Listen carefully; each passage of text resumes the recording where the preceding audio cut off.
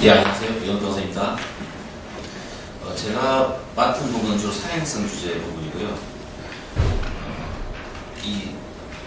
규제 내용 본격적으로 얘기하기 전에 약간 이 사행성 문제에 대해서 조금 생각하는 사행성 문제 어떻게 바라볼 것인지에 대해서 조금 더 말씀을 드리고 본격적인 발전하겠습니다. 사실 돌이켜보면 현행 게임법 체계는 이제 2006년도에 게임법 제정됐습니다만, 제정 시행됐는데 그 시행되고 얼마 지나지 않아서 바다의 사태에 터져서 사행성 게임물 이라는 개념이 들어오고 또 사행성 확인제도 또 환전은 금지 규정 이렇게 들어오면서 사행성을 완전히 배제하는, 게임에서 사행성 들어오지 못하게 하는 그런 방식의 입법이 이루어졌습니다. 그 전에 사실은 이건 이게 게임의 문제는 아니라고 사람들은 생각하지만 1993년에 우리나라에 굉장히 유명한 사행성 문제가 됐던 슬롯머신 사건이 있었습니다. 슬롯머신 사건이 있었고, 그건 이제 사특법, 사행위 규정이 처벌하는 특례법에 의한 허가였고요. 그 슬롯머신 사건이 일어나고 나서 그 다음에 그 사특법상의 허가가 사회적 사문화돼서 아예 허가를 해주지 않죠. 그건 경찰청법입니다. 이런 것을 사실은 저는 게임에서 겪었다고 생각하는 것이죠. 그 슬롯머신 사건이 사특법의 사행위 허가를 그 다음에 사실상 못하게 하는 그런 효과가 있었던 것처럼 바다 이야기 사태가 사실은 게임에서 사행적 느낌이 나면은 절대로 하면 안 돼, 이런 학습 효과를 줬다는 것이죠. 이 두 사건은 보면 사실 굉장히 비슷한 겁니다. 굉장히 그 권력층, 그때 당시 슬롯머신 사건에는 박철원 당시 당대의 권력자, 그 사람 구속시켰고요. 고검자, 현직 고검장이 구속되고 이런 일이 있었고요. 96년도에 바다의 사태 상에 보시면 그 바다의 사태가 당시 노무현 정부에 엄청난 타격을 줬습니다. 노무현 정부의 지지율을 완전 바닥으로 끌어내리는 결정적인 사건이었다, 이렇게 보고요. 그리고 그거는 사실 굉장히 큰 폭발력이 있다. 이 사행성 문제는 굉장히 큰 폭발력이 있고, 나중에 잘못되면 감당할 사람은 아무도 없는 겁니다. 대통령도 감당 못하는 이런 일이 생긴다. 이거를 전제하고 우리 이 문제를 바라봐야 되는 거죠. 왜 우리나라 사행성 문제가 계속 생기냐? 전체적으로는 게임만의 문제라고 생각할 수가 없다는 겁니다. 한 나라에는 일정한 사행성 수요가 있습니다. 국민의 5%에서 한 10% 정도는 스릴을 즐기는 걸 굉장히 좋아하는 사람들이 있어요. 이걸 잘 발전시켜가지고 이렇게 위대한 등반가가 나오기도 하는 것이고, 스포츠맨이 될 수도 있고, 또 이걸 잘 해가지고 또 대박을 터뜨린 사업가가 될 수도 있지만, 이걸 또 도박장에서 인생을 평생하는 분도 역시 나옵니다. 이 스릴을 즐기는 사람이 없는 사회는 그 사회가 망한다고 해요. 그래서 우리나라에 일정 정도의 사행성 수요가 있다는 것을 인정하고, 그러면 그걸 어떻게 할 거냐? 사행성 수요를 완전 배제하는 것은 가능하냐? 그건 저는 불가능하다고 생각하는데, 가능하다고 하더라도 그건 굉장히 어려운 것이다. 그리고 그건 사회 전체적으로 바람직하지 않다. 저는 그렇게 생각합니다. 일정한 정도의 스릴을 즐기는 사람들이 있고, 일정한 정도의 사행성 사회가 있다. 그러면 그걸 잘 관리하는 것이 목표가 되고, 그거는 게임 산업만의 목표일 수는 없는 것이고요. 국가 정책 전체적으로 사행성 수요 관리 정책이 있어야 됩니다. 사행성 수요 관리 정책의 1번은 뭐냐? 사행산업 관리 정책입니다. 사행산업을 어떻게 그러면 잘 관리를 해서 사행성 수요를 사행산업으로 최대한 흡수해서 문제가 생기지 않게 할 거냐, 이런 것이죠. 이 사행성 수요라는 것은 사회에 반드시 있지만, 이게 잘못 관리가 제대로 안 되면 심각한 부작용을 야기한다는 거죠. 그 대표적인 부작용이 도박 중독이다. 도박 중독은 아주 심각한 부작용을 야기합니다. 전재산을 탕진하고 자살하고 가정이 파탄나고, 강원 카지노 가서 보시면, 저는 개인적으로 상장에서 하나 말아먹은 회장님을 아는데요. 강원 카지노에서 2년 만에 전재산 날리고 2번이 자살 시도를 하고, 그런 일들이 생긴다. 그리고 그게 아주 평범한 사람들에게 어느 날 찾아오고 그 도박 중독이 되거나 이렇게 하면 완전히 다 망가집니다. 근데 그 수요가 우리나라는 사행산업에서 잘 관리되지 않아요. 그건 어떻게 나타나냐면 도박 중독 유병률이 굉장히 높다는 거죠. 한국의 도박 중독 유병률은 한 5.5% 정도 되거든요, 지금. 근데 이게 굉장히 높은 겁니다. 영국은 전국에 140개가 넘는 카지노가 있어요. 근데 도박 중독 유병률은 한 2%밖에 안 되거든요. 독일은 전국에 카지노가 쫙 깔려 있습니다. 네, 전국적으로 카지노를 다 합니다. 그런데 독일의 도박 중독 유병률은 0.7%예요. 7%예요. 우리는 카지노 전국에 하나밖에 없습니다. 내공식 카지노. 물론 경마장, 화상경마장 30개 있죠. 네. 하여튼 근데 도박자 숫자로 보면 영국이나 독일하고 비교할 수가 없어요. 그런데 우리는 도박 중독 유병률이 5.5%거든요. 관리가 안 돼요. 불법 도박, 합법 도박도 많이 있는데 우리 불법 도박 굉장히 엄청납니다. 전 세계에서 합법 도박 숫자 가장 많이 허용한 나라가 우리나라거든요. 카지노, 경마, 경정, 경륜, 뭐 로또, 토토, 예, 또 저기 뭐 소싸움. 하여튼 뭐 이건 게임하고 관계없는 것 같지만 사실은 사행성 문제는 이 얘기를 안 하면 게임의 사행성 문제는 논할 수가 없는 겁니다. 사회 정책의 사행성 문제를 논하면서 게임의 사행성 문제를 가는 것이에요.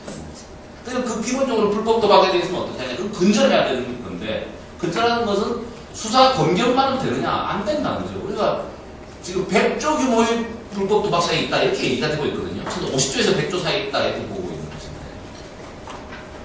합법 사행사는 규모가 지금 총 매출이 한 10조밖에 안 되는데 물론 순 매출은 또 굉장히 또 다릅니다만 이게 하여튼 뭐 그렇게 우리가 사행성 수요가 잘 관리되지 않는 나라다라는 걸 전제해서 이 문제를 바라보셔야 된다.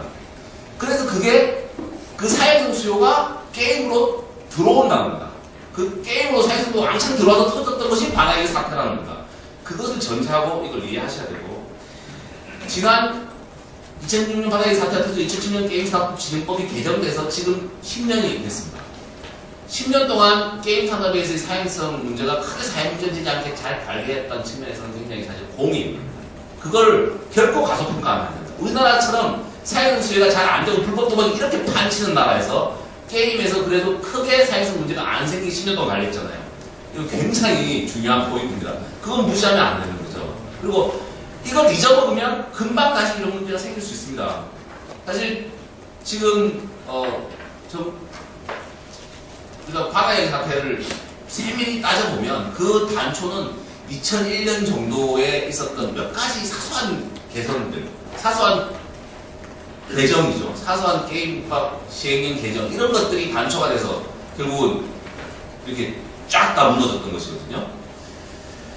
그렇기 때문에 이것을 그러니까 사행성 문제는 하여튼 잘 관리해야 된다. 관리하는데 우리는 잘 관리가 되지 않는 나라다. 게임에 계속 사행성 문제가 들어온다. 잘 관리가 되지 않으니까 들어오죠. 들어오니까 이거는 남탓만 하고 있을 수는 없고 게임에 들어온 사행성 문제를 첫째는 이제 배제해보려고 계속 애를 썼던 겁니다. 배제해보려고 계속 애를 썼는데 그것도 너무 잘 안 되는 겁니다. 배제라는 게 쉽지가 않더라. 계속 밀고 게임 쪽으로 사행성이 들어오기 때문에 그러면 배제하는 노력도 계속 하지만 관리하는 노력도 여기 자체적으로 해보자. 이런 식으로 사실은 이제 우리 입법 정책적, 우리 입법 정책적으로 좀 변화가 일어났다. 그런 대표적으로 이제 웹보드 규제가 들어오면서 이게 내부에 들어와 있는 사행성 문제들을 좀 관리하는 방향으로 가자. 이런 방향이 크게 변화가 일어났다. 이렇게 말씀드릴 수 있고요. 그럼 이제 준비한 발전을 보면서 좀 말씀드리겠습니다. 저는 게임법 규제는 이제 주요 목적 이용자 보호를 생각하는데 사실 게임법 관련해서는 우리가 꼭 중요하게 생각해야 될 거는 이게 게임 사업 진행하는 법률인데 그게 산업진흥법이다. 근데 제목은 그런데 게임이 항상 규제로만 다뤄왔다. 참 슬프다. 애석하는 일이다. 근데 또 그럴 수밖에 없는 그런 이유는 또 있었던 것 같다. 이런 생각이 들고요. 지금 게임이 완전 누덕이거든요. 네. 해석도 잘 안 됩니다. 근데 이게 누더기라도 없는 것보다 낫잖아요. 그러니까 없으면 추워서 누더기를 입게 되는 건데 새 옷을 마련 안 했는데 새 옷 마련한 적이 있습니다. 예. 그것도 정부 안으로 해서 정말 좋은 새 옷, 뭐 지금 보면은 뭐 그것만도 충분하겠냐는 생각이 들지만 당시로서는 정말 많은 노력을 해서 정부 안으로 새 옷이 나왔는데 국회에서 통과가 안 됐어요. 게임사업진흥법 정부 개정법률안이 이명박 정부 때 나왔었거든요. 예. 기억하시는 분도 있을지 모르겠습니다. 그 법은 지금 법보다 훨씬 좋은 법인데 예, 안 됐습니다. 근데 그때 제가 기억하는 게 있는데 국회 논의 과정에서 그때 이제 그 정부 안에서 게임할 권리를 명시를 했거든요. 사실은 게임법은 어떻게 보면 게임할 권리부터 출발을 해야 되는 게 맞는 겁니다. 저는 게임할 권리를 잘 보장하고 사행성 문제를 잘 해결하면 대부분 문제가 없다. 나머지는 자유에 맡게 된다. 이렇게 생각을 하는 것이거든요. 근데 국회 당시 논의하기위해서 게임할 권리 이게 뭐냐? 원님들이 굉장히 싫어하셨어요. 사실 게임할 권리는 놀권리에서 나오는 것인데요. 놀권리는 1989년 아동인권규약에서 보장하고 있는 겁니다. 우리가 유엔 가입하면서 우리나라도 국회에서 기준한 거죠. 예, 놀권리. 사실 아동만 놀권리는 중요한 게 아니고 어른도 중요합니다. 게임할 권리를 보장하지 않는 게임법 체계에서 과연 산업 시행이 되겠냐 그런 생각을 항상 많이 하고 있고요. 그 정도 뭐 많은 얘기를 했습니다만 이제 제가 준비해온 건 좀 더 말씀드리겠습니다. 이용자 보호에서는 게임할 권리, 놀권리 보장이 굉장히 중요하다는 말씀드렸고요. 규제 대상 게임이 되겠습니다. 그럼 게임이다라면 게임이 아닌 건 뭐냐? 그래서 게임이 아닌 건 가장 큰 게 사행성 게임물을 사실 얘기를 하는 거죠. 사실 이제 전체 놀이 세계에서는 게임하고 도박을 구분하는 게 중요하거든요. 도박은 돈 넣고 돈 먹기고 전체 놀이에서 돈 넣고 돈 먹기 아닌 것을 게임이라고 한다. 이렇게 보시면 크게 틀리지가 않습니다. 그래서 사행성 게임물은 왜 뺐냐? 그건 돈 넣고 돈 먹기니까 뺀다. 이렇게 접근해서 겁니다. 규제의 틀은 세 가지. 등급 규제, 사행성 규제, 과몰입, 크게 이런 정도가 된다고 보시면 되는데요. 우리 게임법의 특징은 등급 규제의 모든 규제를 집중해 놓고 있다는 겁니다.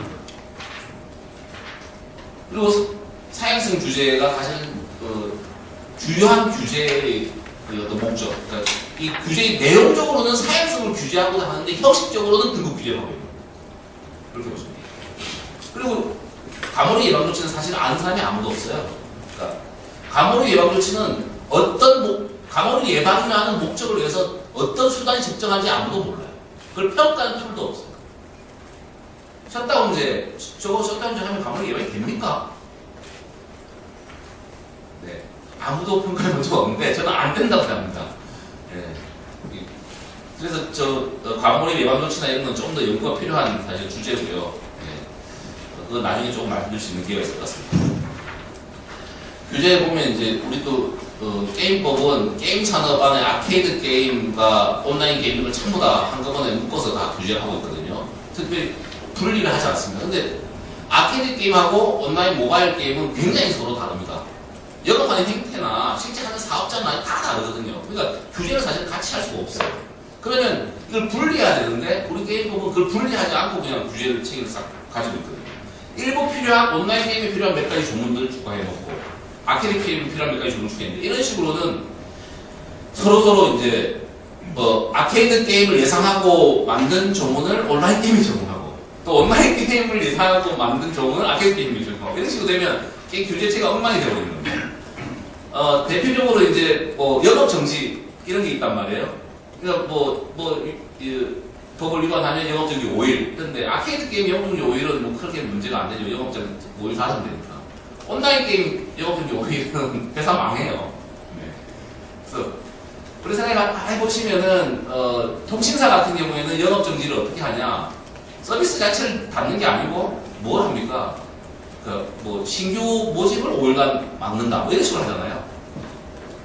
통신사가 무슨 법령을 위반했을 때. 그러니까 만약에 통신사가 영업정지 5일 맞으면 어떻게 됩니까? 5일 동안 전화 끊어. 5일 동안 문 닫아. 그럼 통신사 망하죠. 게임도 사실은 온라인 게임은 그렇거든요. 근데 우리 법은 지금 그렇게 이 아케이드와 온라인을 사실 정확하게 구분하지 않고 한꺼번에 규제체계를 만들다 보니까 사실 무리한 그런 부분들, 적용하기 어려운 그런 부분들이 많이 들어가 있다는 것입니다.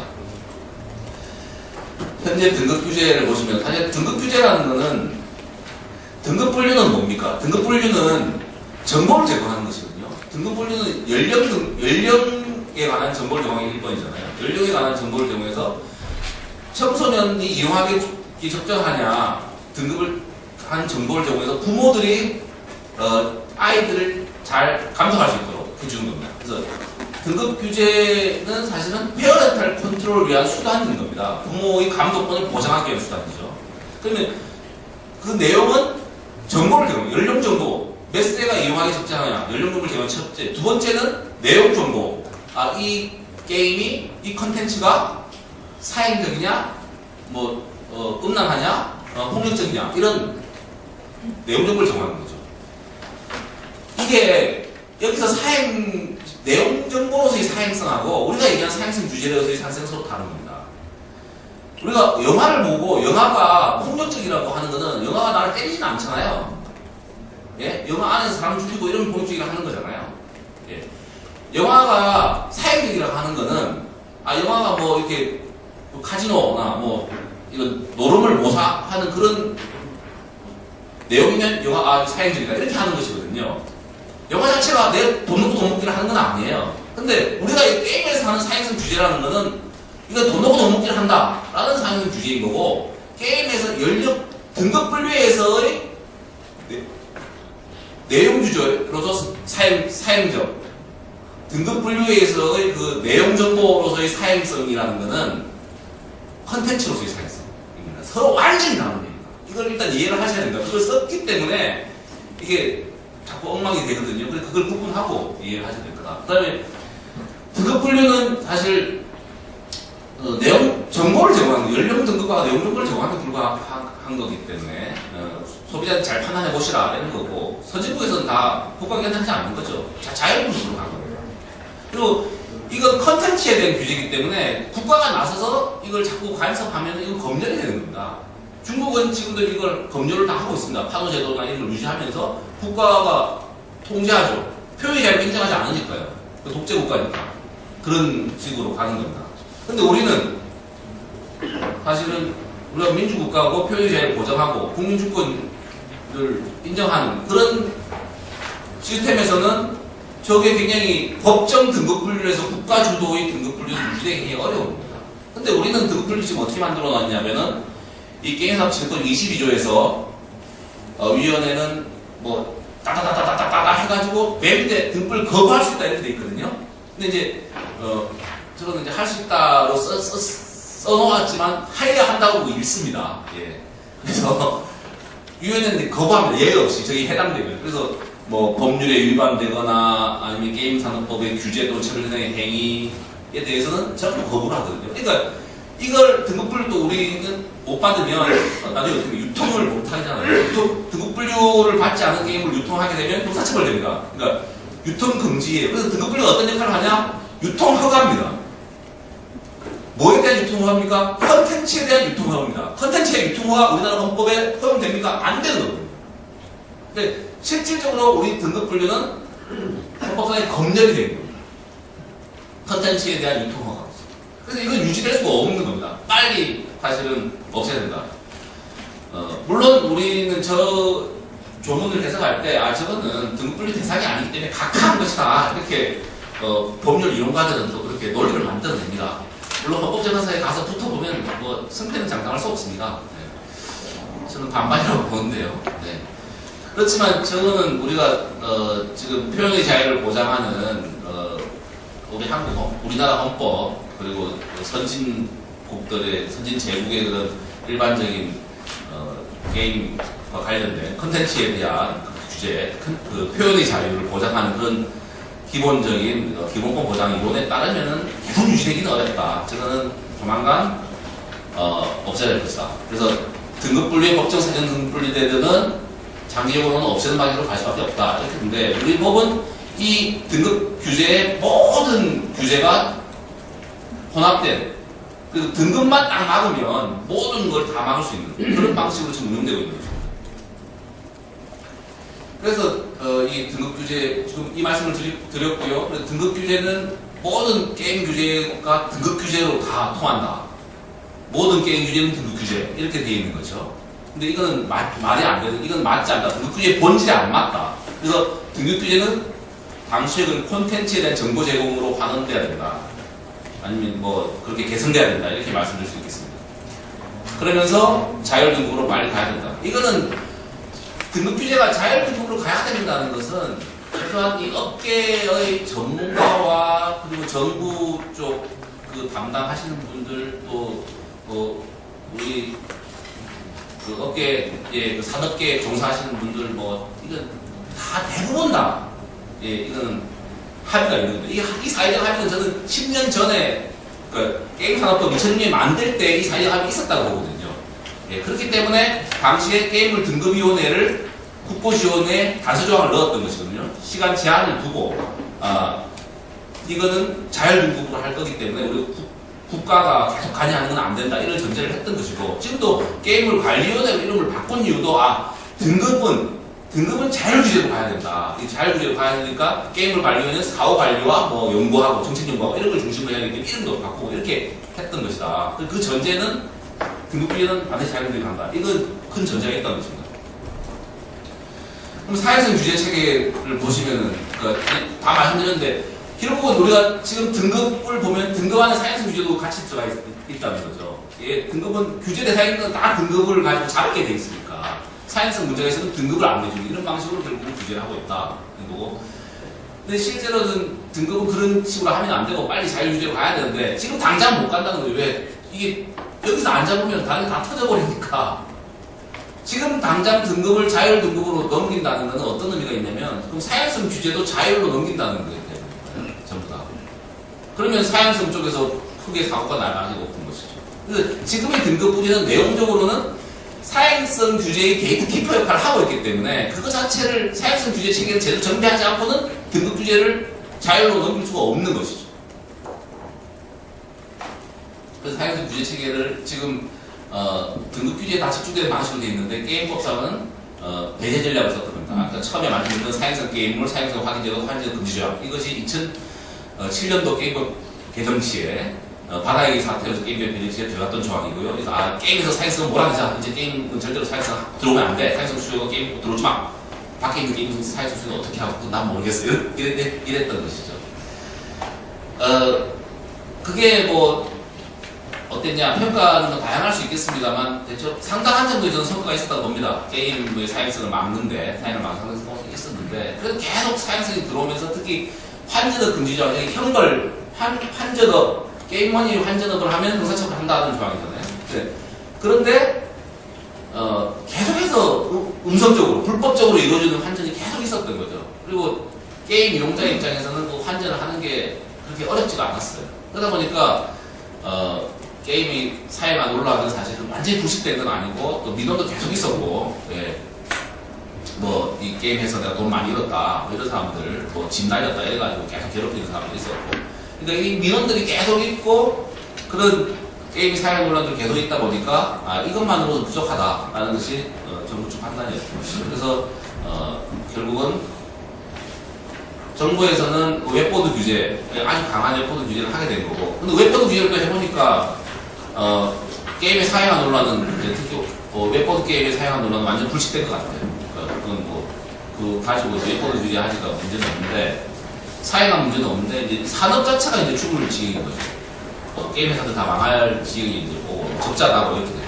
그러니까 이 규제가 그럼 합리적이냐? 사용성을 사용자 구장에 맞는 그런 게임의 사용화를 막는 건 좋은데 그러면 그렇게 획일적으로 뭐 한 판에 뭐 10,000원 이상은 베팅하지 못하게 한다. 하루에 뭐 지금 10만 원인가요? 하루에 10만 원 이상은 못 놀게 한다. 손실하면은 차단한다. 이런 식의 규제가 과연 그렇게밖에 할 수 없냐? 산업은 굉장히 가격을 많이 있는데 규제 목적을 달성하기 위해서 좀 더 효과적인 방법은 없느냐? 이런 데서 이제 이 사행성 규제의 그런 방식을 좀 바꿔보자. 저기 최고 중요한 거는 규제 노력에 대한 성과는 어떤가? 가성비. 가성비가 좀 떨어지는 규제 아니냐? 이렇게 생각했던 거죠. 그래서 이 사행성 규제 전략으로서는 이제 완전 배제하는 거 성공하면 좋지만 배제하는 노력은 계속합니다. 그 환전 금지 조항을 통해서 계속 배제하는 노력은 하지만 이게 일정 정도 게임에 들어온 사행성을 잘 관리를 해서 부작용이 안 생기게 하자. 그러니까 위원장님 말씀하셨지만 인생이 좀 사행이라서 이 사행성을 완전 배제가 잘 안 되거든요. 네. 그렇기 때문에 관리를 잘해야 돼요. 네. 그래서 관리를 하자. 어떻게 관리하냐? 이런 거죠. 뭐 게임 이용자가 자기 책임으로 할 수 있는 그런 장치를 잘 마련해 주자. 그래서 그런 환경을 조성해 줍니다. 환경을 조성해 줘가지고 게임 이용자가 자기 책임을 잘 할 수 있게 하고 문제가 안 생기는 범위 내에서 하는 건 그거는 뭐 부작용이 안 생긴다면 자유롭게 하게 해주자. 부작용이 생기는 건 잘 관리해주자. 이런 뜻이죠. 그 책임 게임 시스템. 저희가 외국의 사행산업이나 이런 쪽을 조사를 많이 해보니까 대체로 책임 게임 시스템을 가지고 이용자 보호를 많이 하더라는 것입니다. 그래서 자율적으로 제한하고 일단 스스로 자율적으로 자율적으로 제어할 수 있는 장치를 마련해 주는 것이죠. 그래서 스스로 자기 컨트롤할 수 있게, 셀프 컨트롤 할 수 있게 해주는 것도. 그 다음에 그게 잘 안 되는 분들, 그런 안 되는 분들은 감독기관에서 아니면 사업자가 타율적으로 제한하는 거죠. 그래서 게임 과몰입 또 뭐 중독이 생기지 않게, 중독자가 발생하지 않게 하는 것이죠. 이용자 자기 책임 아래 게임할 수 있는 환경을 제공한 것입니다. 사회적 신뢰 효과를 설명하는 환경 체계 마련, 소비자 민원, 검증된 민관 문제 이런 것들인데요. 대체로 이 그림을 한번 잘 보시면 이해가 되실 겁니다. 게임 이용자 전체 중에 대부분은 문제가 없고요. 비정상 이용자는 뭐냐면은 주로 이제 환전업을 위해서 이용하는 거죠. 환전하는 거, 그러니까 법률 위반에 해당하는 것입니다. 규제 위반 이용자들은 저렇게 계속 모니터링 잡아내고 과몰입 위험군이 일정 정도 있습니다. 그래서 이분들은 가만 놔두면 굉장히 위험하게 될 수 있는 분들이죠. 그래서 뭐 중독 문제가 생기거나 이럴 수 있는 분들이기 때문에 그런 분들한테는 그 기회를 제공해 주는 거예요. 자기 제한, 본인 및 배우자가 신청하거나 뭐 이런 경우에 일정 기간 이용 제한하는 거예요. 기본적인 설계는 1년 동안 이용을 제한하는 겁니다. 이 이용 제한하는 게 중요한 건 뭐냐면 1년 동안 이용을 제한하고 본인이 풀어달라고 해도 풀어주지 않는 겁니다.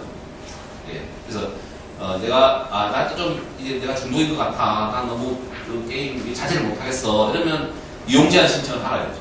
그러면 1년 동안은 접속을 못하게 막습니다. 그리고 그 사이에는 본인이 해지해달라고 해도 해주지 않습니다. 그 기간이 지난 다음에 이 사람이 나 문제 없어요. 나 풀어주세요. 이러면 그냥 풀어주는 게 아니고 상담을 해봅니다. 정말 문제 없어요? 네. 자, 셀프 컨트롤로 할 수 있겠어요? 필요하면 뭐 상담 기관에 보내서 그럼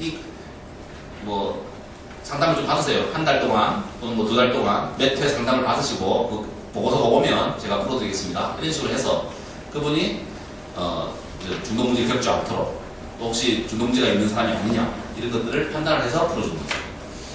그 다음에 이제 그 스스로 신청한 사람이고 대부분 여기서 걸러집니다. 근데 스스로 신청하지 않은 사람 어떻게 해요? 근데 모니터링 해가지고 선생님은 좀 많이 심하게 하시는 것 같다. 심하게 하시는 것 같으니까 조금 자제하시는 게 어떠냐 일단 알려주고 그걸 이제 위험군 관리 조치라고 되어 있습니다. 1단계 경고. 너무 많이 하시는 것 같습니다. 혹시 과몰입 문제 있지 않습니까? 스스로 생각해보세요. 일상생활 지장을 받지 않습니까? 이렇게 자꾸 경고를 보내고 2단계 조치는 선생님 지금까지 이렇게 많이 하셨어요. 지난 몇 달 동안 몇 번이나 지금 접속하셨고 몇 번이나 하셨고 몇 시간이나 하셨습니다. 이렇게 알려주는 정도고 3단계 조치 선생님 치료 이런 상담을 해보세요. 예 시간이 이런 걸 하는 그 4단계 조치 정 안 되시면 저희가 블로킹을 하겠습니다. 이렇게 해서 막는 이런 식의 단계적 조치를 두고 위험군을 관리하는 겁니다. 예, 그래서 이제 게임 이용자 보호 제도를 통해서 사행성을 관리하자. 저는 그런 것이고요. 등록 규제 방식은 자유로 빨리 가자. 지금 자체 등록 분류 제도가 있는데 이것도 과도기적인 것이다. 빨리 자유로 가야 된다. 이렇게 되는 것이고요. 예, 셧다운제는 좀 없앴으면 좋겠다. 이런 것이고요. 단계적으로 이제 전략을 이렇게 생각하고 있습니다. 처음에 아케이드 게임과 온라인 게임을 장전을 분리하고 게임 산업 분별 특성에 따른 규제를 적용하고 사업 특성에 따른 별도이도록. 그러니까 온라인 게임 산업법하고 아케이드 게임 산업법을 좀 분리하자는 것입니다. 이렇게 해서 처음에 일단 법 내에서 장전을 분리해서 아케이드 게임과 온라인 게임을 서로 분리해서 규율하는 겁니다. 같은 것은 같게 다르다. 이렇게 해야 제대로 규제시기가 나올 수가 있거든요. 사행성 규제는 아까 말씀드렸듯이 책임 게임 제도를 통해서 흡수하고 지금 획일적인 규제는 좀 없애는 방향으로 하죠. 책임 게임 제도를 통해서 이용자 보호를 잘할 수 있으면 획일적으로 규제할 필요가 없다. 이렇게 되는 것이죠. 이게 굉장히 스마트한 규제로 바뀌는 것이죠. 자율 규제를 잘해서 법정 규제들을 좀 흡수할 수 있게 하면 그러면 우리 산업의 균형을 위한 제도적 틀은 마련된 것이 아니냐 그렇게 생각합니다. 예, 감사합니다. 예, 이거는 예, 생략하겠습니다. 예, 아케이드.